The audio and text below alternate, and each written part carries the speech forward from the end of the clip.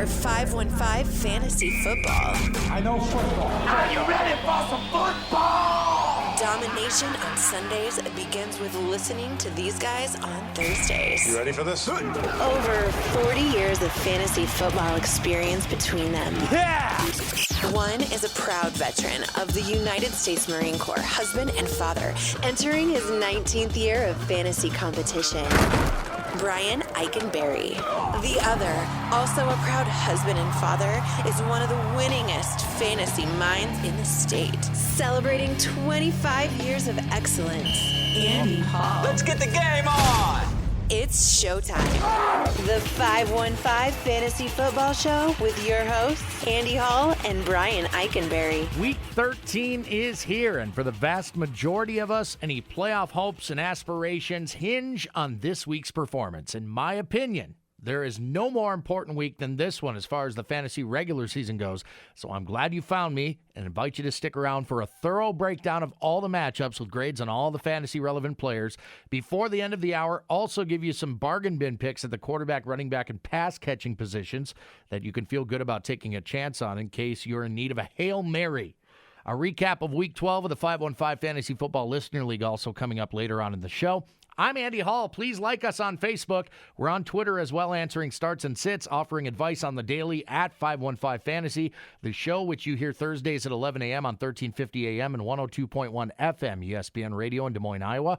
Also available digitally in a number of places, iTunes, Stitcher, ESPNDesMoines.com, just to name a few, in case you missed any part of the show or want to go back and listen at your convenience. Right into Week 13 we go, beginning with the Thursday nighter Dallas at Washington. Start on the Cowboys side. Been tough sledding for Dak Prescott in his passing game over the past month, but here he gets a Redskins secondary that has allowed the 8th most passing yards in the league, a total of 18 passing scores. Now, Prescott has Tyron Smith back, protecting his left side and can help you out with some rushing yards. I'm giving Dak a B+ this week. I'm back on the train. Des Bryant, an A grade. Avoiding coverage from Josh Norman, it's as simple as avoiding the one side of the field he always plays on. Not interested in any of the other receivers except Jason Witten, who gets a B in this matchup. Washington has allowed the 4th most tight end receptions, the 2nd most yards to the position, and the 4th most tight end touchdowns with 6. Running game, Washington allows over 113 yards per game on the ground, but they're especially susceptible to pass-catching backs like Rod Smith, who gets a B grade in this matchup. B+ in PPR. Alfred Morris, a C+ because typically he'll get the goal line looks.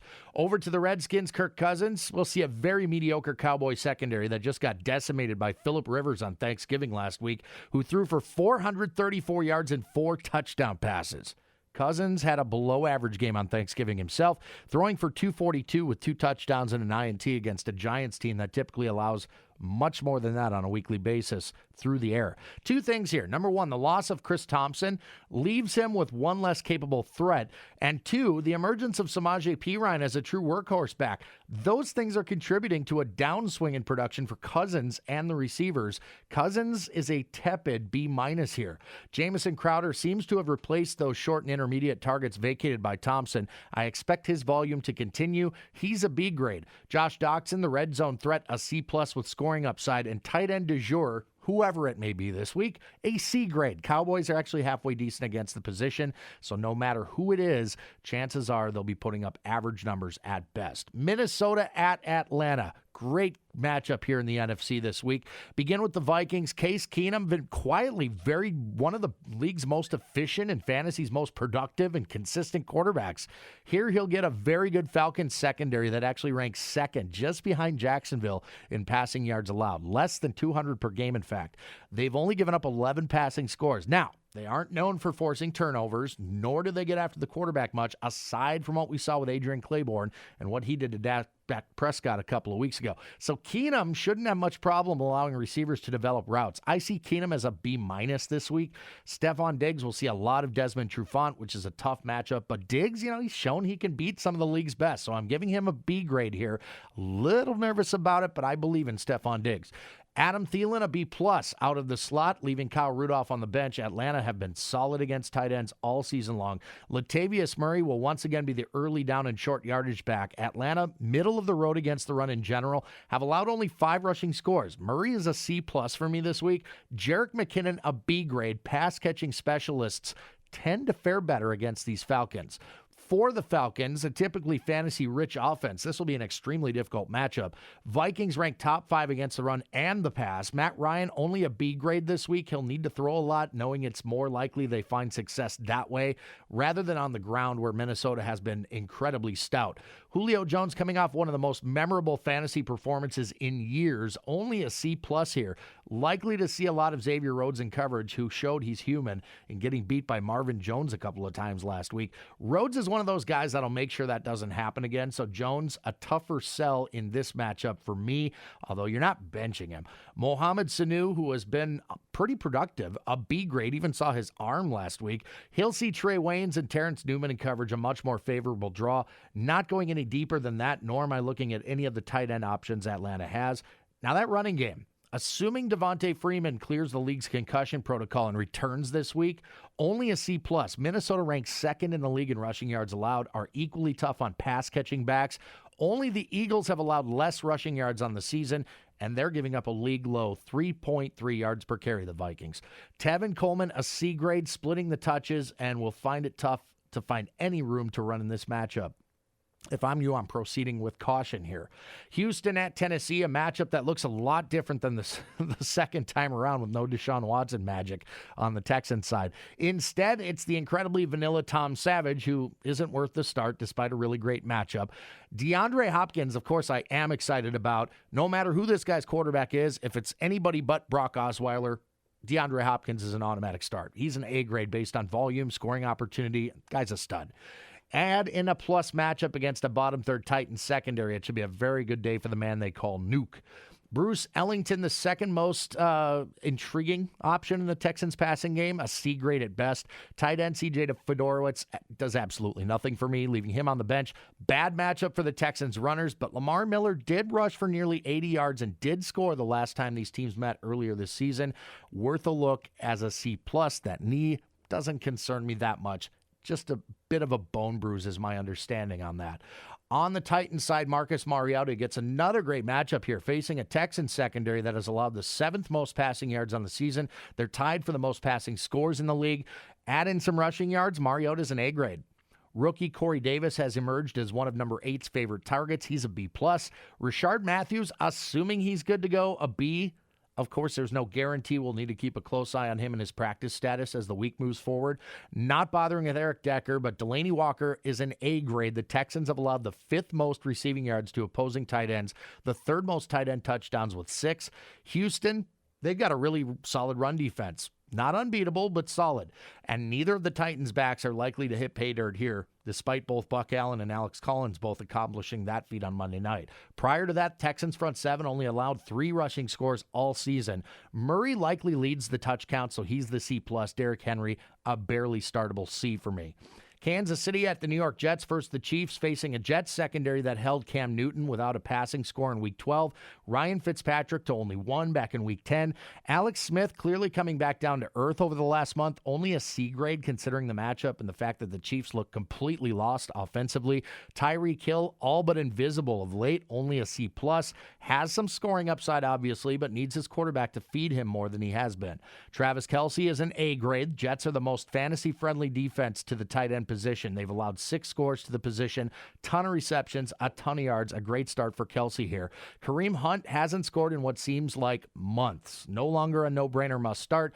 Even in exploitable matchups such as this, he's more of a flex option now, and you might have better options on your bench. I'm giving Hunt a C grade until he's given more consistent touches. That is the deal there. For the Jets, Josh McCown, as good a streaming option at the quarterback position as I've seen all year. I'll be talking more about him later in the show. Robbie Anderson, an A grade between his volume, playmaking ability, and the plus matchup.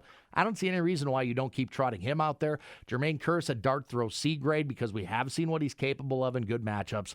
Austin Seferian-Jenkins, also a C. Chiefs have allowed only 1 tight end touchdown all season. Bilal Powell, I'm leaving on the bench. The Jets' backfield back to a full-blown committee. Kansas City allows next to nothing to pass-catching backs.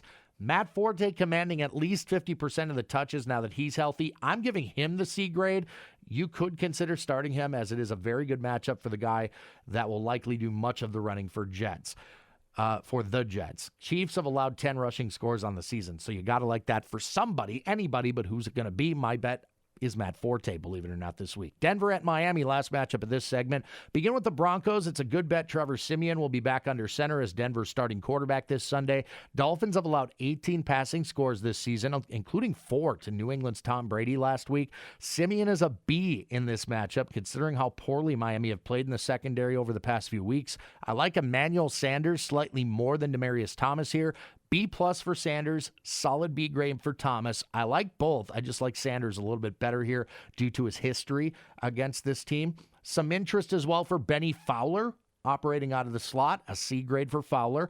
Another full-blown committee in the Denver backfield, Devontae Booker now out-touching C.J. Anderson, at least he did last week. Anderson looks borderline droppable at this point, in my opinion. Booker, on the other hand, gets a middle-of-the-road Dolphins run D that gave up over 110 yards rushing to Dion Lewis last week, a rushing score to Rex Burkhead as well. Despite a terrible outing for all Broncos backs in a good matchup last week, I'm willing to take a chance on Booker here, a C+. Anderson and Jamal Charles both on the bench. On the Dolphins side, you know what? It doesn't matter to me who's under center. No quarterback worth looking at here. Only pass catcher I care about is Jarvis Landry. Jarvis Landry, who's been every bit as productive as the elite receivers in the NFL this season. Let me say that again. Jarvis Landry, Miami Dolphins, as productive as any of the elite receivers largely on the season. If you're in a full PPR league, he's right up there with the best of the best. And this guy gets fed. A B+ grade for Jarvis Landry, and that's basically on volume alone, whether or not he reaches the end zone, and that is assuming full point PPR. If you're in half or standard league, you're downgrading that B+ just a little bit. Runners, I'm not terribly excited about Kenyon Drake in this matchup. A C+ grade. Broncos allow only 3.3 yards per carry. That's tied for the best in the league with Minnesota. They've given up only 4 rushing scores on the season. Damian Williams, he's hurt, so he's out of the picture for the time being, which makes Drake a rare bell cow for Week 13. There is a bit of upside despite the really tough matchup on paper. That does it for the first set of matchups. Week 13, we will continue breaking down more matchups at 515 Fantasy Football style. Grades on all the fantasy relevant players. Still to come, of course, is your bargain bin picks for the week. A recap of Week 12 of the 515 Fantasy Football Listener League as well. Very happy to have you aboard as we make the final push to the 2017 Fantasy Football Playoffs. This is the 515 Fantasy Football Show. You're hearing it on 1350 AM. ESPN Radio. Thank you for listening to the 515 Fantasy Football Show on 1350 AM and 102.1 FM, ESPN Radio, Des Moines, Iowa. The show also available digitally, iTunes, Stitcher, ESPNDesMoines.com, among other places. You can go back and listen to any part of it at your convenience. I'm Andy Hall, back into the Week 13 matchups. Indianapolis, Jacksonville. First, the Colts. I'm fading the entire passing game against this historically good Jags secondary. One stat I found particularly funny from Scott Barrett at Pro Football Focus really illustrates just how good they are. Passer rating when quarterbacks target Jalen Ramsey and A.J. Bouye, 37.14. Passer rating when quarterbacks throw the ball into the dirt, 39.58. Got a better chance of completing a pass when you throw a ball into the dirt, apparently, than when you're targeting Ramsey and or Bouye. Jacoby Brissett, T.Y. Hilton, Dante Moncrief, Jack Doyle, all on the bench this week. Run game slightly more optimistic. Frank Gore, a C+, facing a Jags front seven that gives up on average over 113 rushing yards per game. The Jags have given up 9 scores to opposing backs, 6 on the ground, 3 of them through the air. We know Gore can get it done both ways. Marlon Mack taking a back seat, merely a change of pace guy at this point. He's on the bench. On the Jacksonville side, Blake Bortles in a very favorable matchup, a B grade. Indy stinks against the pass, allowing 275 per game through the air. They've given up the 3rd most passing yards in the league, 15 scores as well. Marquise Lee, the preferred pass catcher of this Jags receiving core, he's a B+ in this matchup. Keelan Cole, a dart throw C grade. D.D. Westbrook, exciting player. Maybe not as much this season, although we're seeing a decent amount of targets to this guy. As exciting as he is potentially, I just don't know I can trust him. It's only been a couple of games. I'm leaving him on the bench. Now watch him go off in this game, right? Leonard Fournette should get back on track here in a good matchup against the Colts defense that has allowed 10 rushing scores, 2 more through the air. We've heard this before from Fournette, and he's let us down, but this time it's an A grade for Leonard Fournette. Start him with confidence. Tampa at Green Bay. Begin with the Bucs. Ryan Fitzpatrick, a B grade this week, facing a Packers secondary that ranks in the bottom half against the pass. They've allowed 13 passing scores, give up on average 234 passing yards per game. Fitzpatrick likely throws more here, considering his pass catchers are much healthier than his running game. Mike Evans should continue the streak of wide receiver ones to find fantasy success against the Packers. He's a B+. He's got to find the end zone. What happened to Mike Evans and touchdowns? Deshaun Jackson, slightly less enthusiastic. I'm giving him a B- this week. More than one receiver typically puts up above average fantasy output against these Packers, but I think Evans is the guy this week. They will feed him. With Cameron Brate a forgotten man, one might think it's a good time to take a good hard look at rookie O.J. Howard, right? But the Packers are the absolute worst matchup in the league for the tight end position. So I'm actually going to leave both guys on the bench this week. Just wash my hands of it. With Doug Martin in the league's concussion protocol, it would be wise to consider Jacquizz Rodgers, who typically gets the early down work, and Peyton Barber, who found the end zone twice in Week 12. Generally, he's the change of pace guy, but if they're going to throw him in there and let him score touchdowns, why not reap the benefits? If you need a dart throw, Peyton Barber might just be that guy. But Green Bay, halfway decent against the run. So I don't think I'm comfortable starting either guy, to be honest with you. Again, a dart throw at best for Peyton Barber. Jacquizz Rodgers, I'm not even going to deal with. For the Packers, Brett Hundley had his best game as a pro last Sunday night against Pittsburgh, a very tough defense.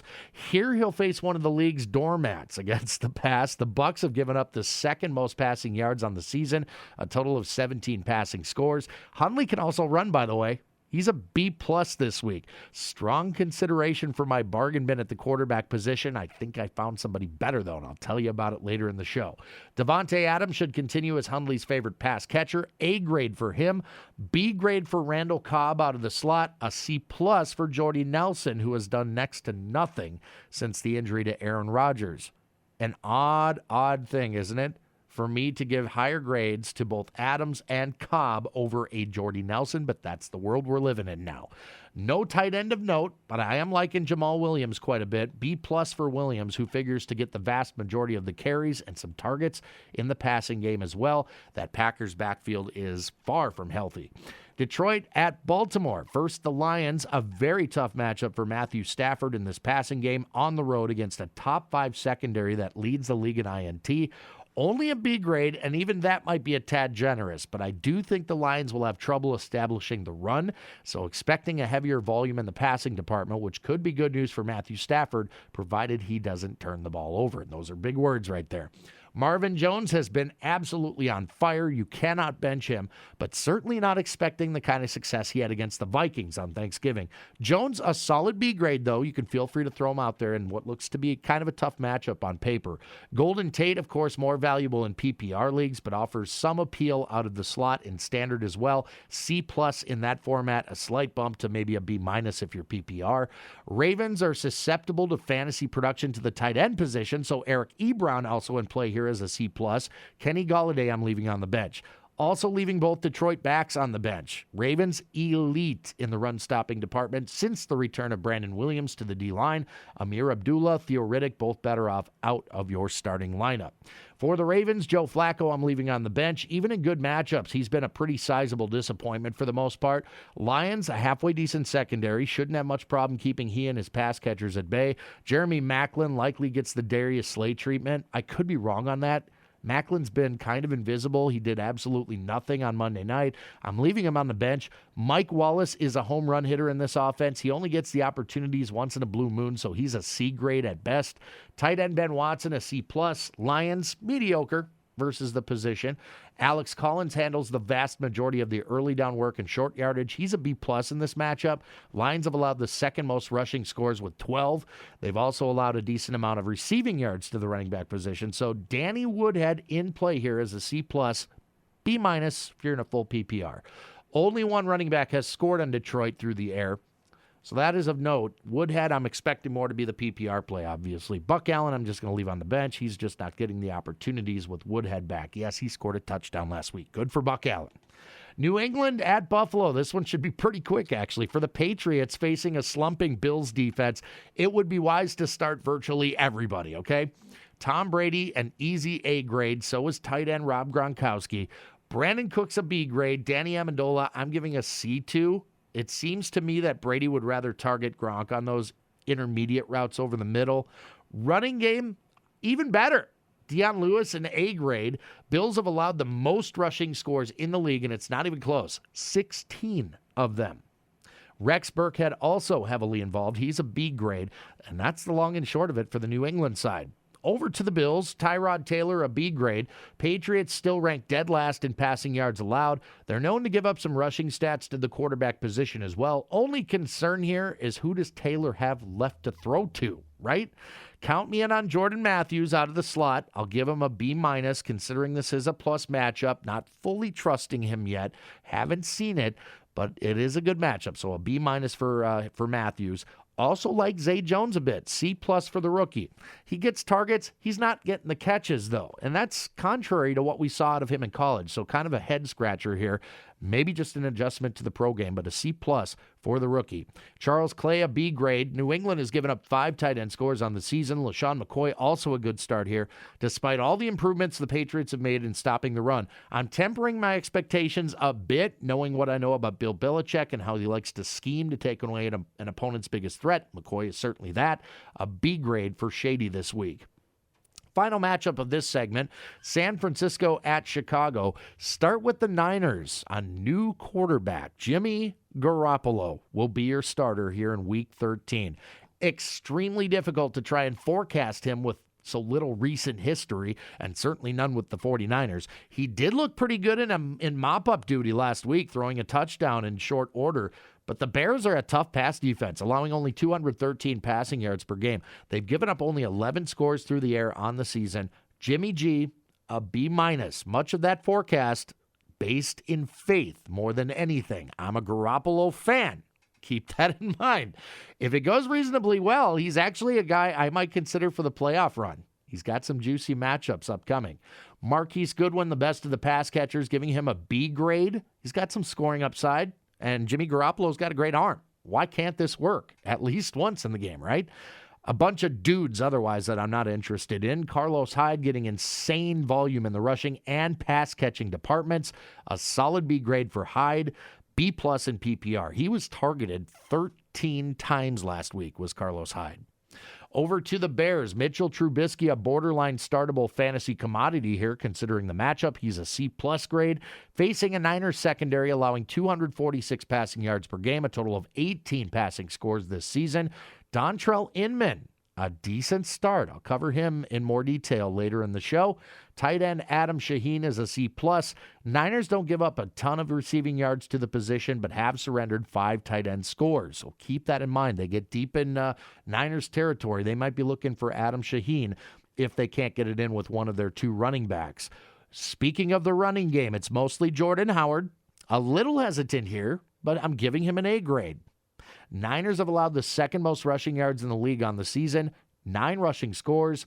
They've also allowed the most receiving yards to the running back position, which brings Tariq Cohen into the mix as a tepid C grade. I don't think he's going to get the volume that we'll see from Jordan Howard. They'll want to give him the ball as much as humanly possible and try to eliminate any potential mistakes for their young rookie quarterback. But I think the Bears have some decent fantasy potential this week. So there you have it.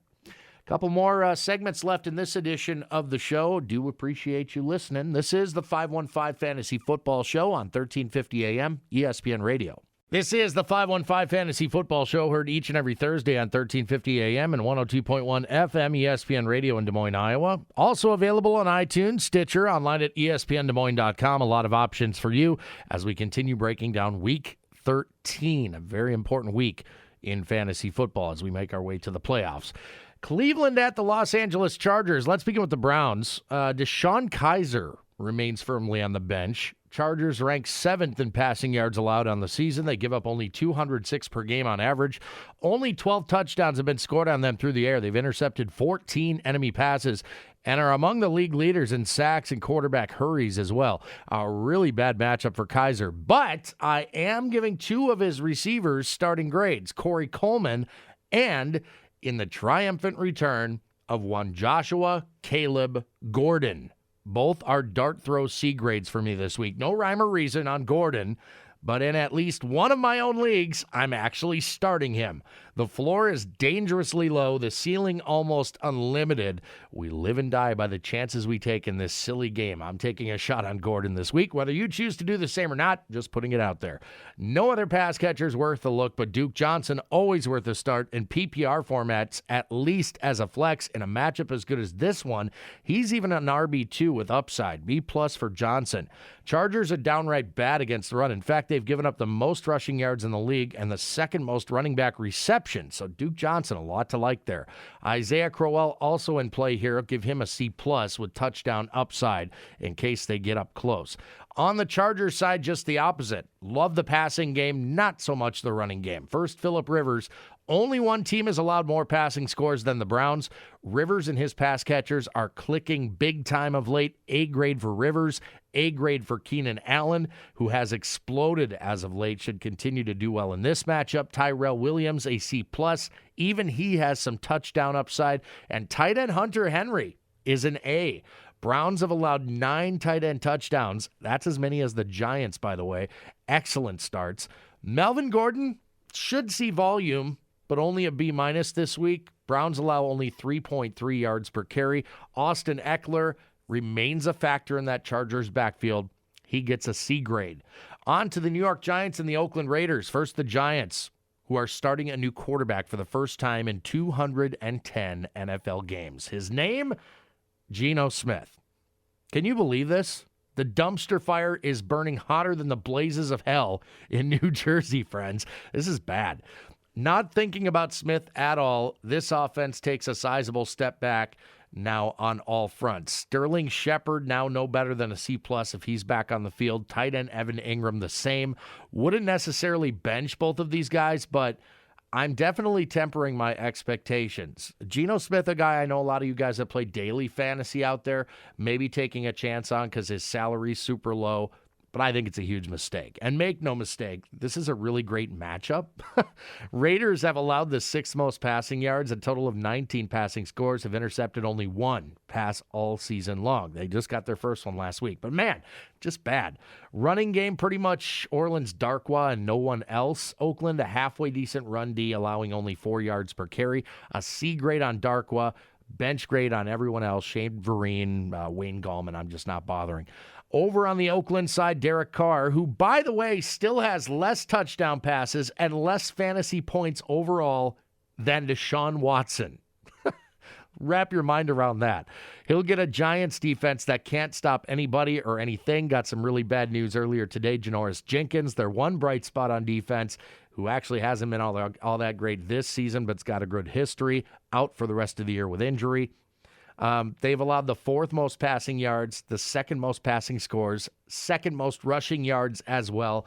So who are the most noteworthy starts here? Well, considering Michael Crabtree has been suspended for 2 games due to the dust-up with Aqib Talib last week, and Amari Cooper also no sure thing with injury, I say it's not necessarily Carr in the passing game. Carr is a B- this week. Seth Roberts, Cordell Patterson, I don't know. Both C-grade dart throws because somebody has to catch some balls.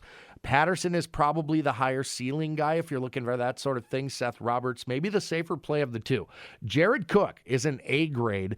Best matchup of the season for him. Marshawn Lynch should eat plenty in this matchup. He's an A grade as well. Carolina at New Orleans for the Panthers, a neutral matchup for Cam Newton and his receivers. If Marcus Lattimore returns to action this week, and I think he might, I'm leaning towards a below average fantasy day in that respect.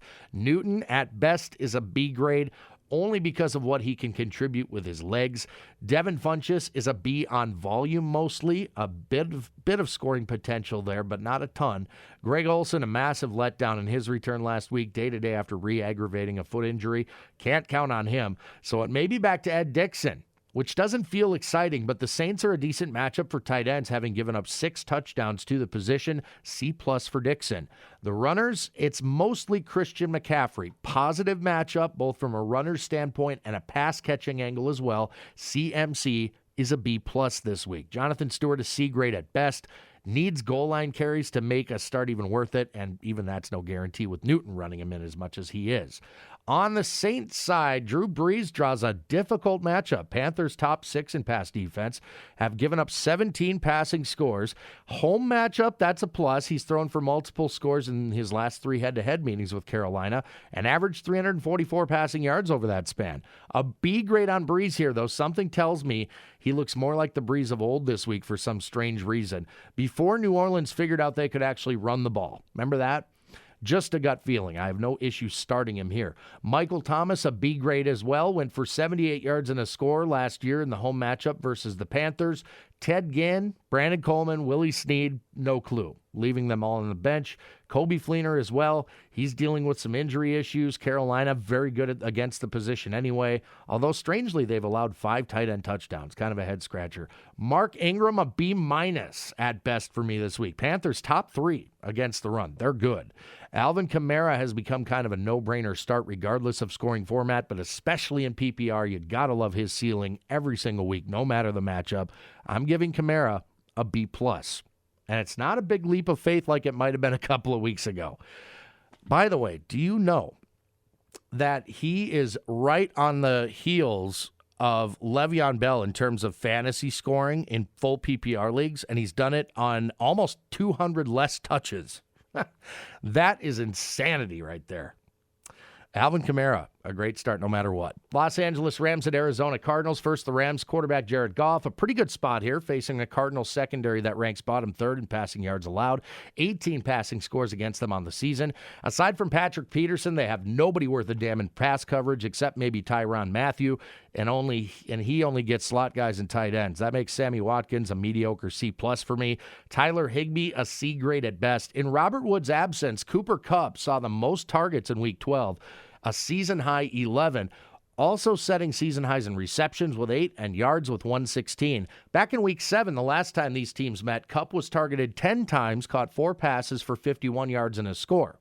Kupp is a B+ this week. Josh Reynolds gets a C grade with upside. He was another guy I strongly considered as my bargain bin pass catcher. Strong dart throw. You'll find out who that actually is coming up here in just a bit. Todd Gurley draws a top 10 run defense in terms of rushing yards allowed, but the Cardinals have given up 11 scores on the ground to running backs, another 2 through the air. Gurley is just fine here as the workhorse back, giving him a strong B+. And for Arizona, Blaine Gabbert, once again a bench grade. Rams ranked 9th in passing yards allowed, only 13 passing scores given up. They've intercepted 12 enemy passes. Not a great spot for Gabbert or the majority of his pass catchers. Larry Fitzgerald should continue to lead in target share. Not an easy matchup, a mixed bag historically against these Rams. C+ on Fitz. Jerron Brown, John Brown, J.J. Nelson, continuing to ignore all of them. But one guy I simply cannot ignore any longer is tight end Ricky Seals-Jones. Caught 4 passes for 72 yards and a score last week after he exploded onto the scene in Week 11. RSJ is a C+.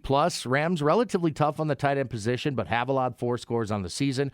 Adrian Peterson gets a plus matchup. The Rams have allowed the 6th most rushing yards on the season, 11 scores on the ground, another 3 through the air. Peterson is a B+, as I think the path to success for the Cardinals is through him this week. Ball control, clock management, that sort of thing.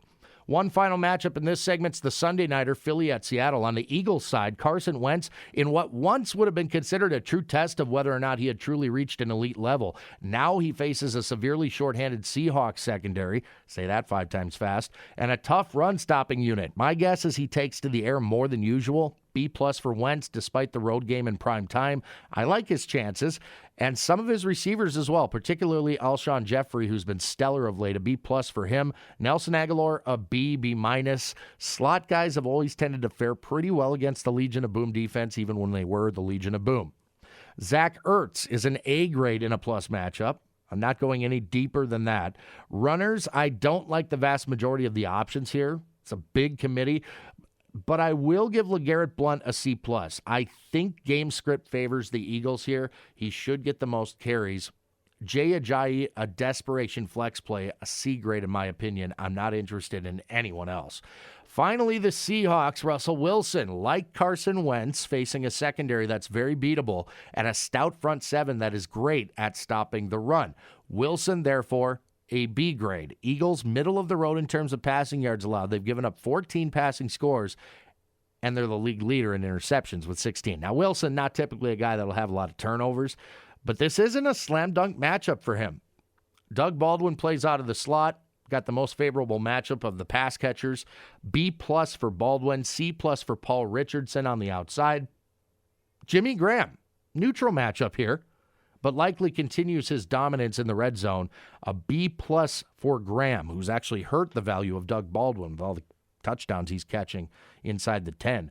Runners, leaving them all on the bench. That was easy. Philly ranks number 1 in most run-stopping categories. I'm just not going there this week. We have one matchup yet to break down. That's the Monday nighter between Pittsburgh and Cincinnati. I also have your bargain bin picks upcoming and a recap of Week 12 of the 515 Fantasy Football Listener League as well. Minutes from now, and I thank you for listening to this Week 13 edition of the 515 Fantasy Football Show on 1350 AM ESPN Radio. Final segment of this Week 13 edition of the 515 Fantasy Football Show on 1350 AM and 102.1 FM, ESPN Radio, Des Moines, Iowa. iTunes, Stitcher, ESPNDesMoines.com. A lot of places to listen to the show on demand at your convenience. Thank you for listening. And one final matchup to break down here before we get to the bargain bin picks and a Week 12 recap of the 515 Fantasy Football Listener League. Pittsburgh and Cincinnati's the Monday nighter. Begin on the Steelers side. Ben Roethlisberger gets a B+. First of all, he's on the road. Okay, we know what we know about Big Ben on the road. And in 5 of his last 6 in Cincy, he's put up less than 20 fantasy points. Now, he should get Juju Smith-Schuster back this week, which helps, but I can't muster a lot more excitement in a relatively tough matchup. Bengals rank 5th in passing yards allowed, only 12 passing scores against them all season long. A tough matchup. Antonio Brown, only a B+. Now, he's matchup proof, of course, but wise to temper expectations just a bit. Smith-Schuster, a C+. Martavis Bryant, your C-grade dart throw. No tight ends worth mentioning here. Le'Veon Bell, a no-brainer A grade due to volume in the running and pass-catching departments. Bengals have allowed the 5th most rushing yards in the league, over 126 per game. In fact, a lot to like about Le'Veon on Monday night. Now, for the Bengals, Andy Dalton, a C+. Steelers were exposed a bit by Brett Hundley and the Packers back in Week 12, but knowing Mike Tomlin, and I know Mike Tomlin very well, I'm guessing they'll make some adjustments and get back to playing like the number 3 pass defense in the league, which they still are. A.J. Green is a must-start, especially with Joe Hayden out with injury. B+ for Green. C+ for Brandon LaFell. Your C-grade dart throw is tight end Tyler Kroft, a red zone favorite for Dalton. Joe Mixon had his big coming out party last week. If the Bengals can continue to give him that amount of touches, keep this game close. I like him a lot in this matchup. B+ for Mixon against a Steelers defense that has improved a bit from earlier in the season, but they have allowed 9 total touchdowns to the running back position this season, 8 of those on the ground, 1 through the air. That is your Monday nighter. How about some bargain bin picks? The segment brought to you by our friends at Twisted Vine Brewing Company, Westtown Parkway in West Des Moines. Check them out online at twistedvinebrewery.com. Better yet, swing by and try out some of their amazing beers. 30 of them on tap, 25 are brewed right there on site. They've got wine, they've got some food. If you want to come and watch Red Zone on Sundays, it's a great place to do it. Twisted Vine Brewing Company, Westtown Parkway in West Des Moines. 1 quarterback, 1 running back, 1 pass catcher for Week 13. Chances are these guys still available on your waiver wire, and chances are if you throw them in your lineup this week, you're going to get a decent amount of fantasy production for them. My pass catcher, or my quarterback this week, Josh McCown of the New York Jets. I can't even begin to tell you how much I wanted to put Jimmy Garoppolo in this spot this week, but a good conscience, I just can't, right? It would be faith-based analysis rather than the usual data-driven forecasting you're used to from me. And when it comes to data, however you say it, Josh McCown of the Jets appears to be the most readily available streamer option at the quarterback this week. With the best matchup, the opportunity for success, it's all there. He's thrown multiple touchdowns in 5 of his last 7. This week he gets the Chiefs, who have allowed the 5th most passing yards in the league, a total of 17 scores through the air. Oddly enough, McCown owned in only 32% of Yahoo Fantasy leagues. He's a great chemistry with his pass catchers, a running game that's mediocre at best. All signs point toward Great dart throw for Josh McCown again this week. It's not the first time, certainly. Your running back this week might surprise you a bit. It's Rod Smith. Who? Dallas Cowboys, who has seen an increase in carries over the last 3 games, is easily the Cowboys' best pass-catching option out of the backfield. If you like, you can think of Rod Smith as sort of a poor man's Alvin Kamara. Hasn't truly had that breakout game yet, but that could be coming. And who knows what could happen. Darren McFadden is out of the picture, so it's Alfred Morris, who's a mediocre back at best at this point in his career, and Rod Smith, who is owned, by the way, in less than 15% of Yahoo Fantasy leagues. This week he faces a Redskins defense that was gouged just 2 weeks ago by Kamara and the Saints. In a week with very few dart throws at the running back position, Smith was a pretty easy choice for me. Take a chance on Rod Smith of the Dallas Cowboys in your Thursday night matchup. Pass catcher, it's Dontrell Inman of the Chicago Bears. I must be crazy to advocate a Bears pass catcher in the bargain bin, right? You have to go back to week 5. The first weekend of October to find a game in which the San Francisco 49ers didn't allow multiple touchdown passes. Make no mistake, they're bad.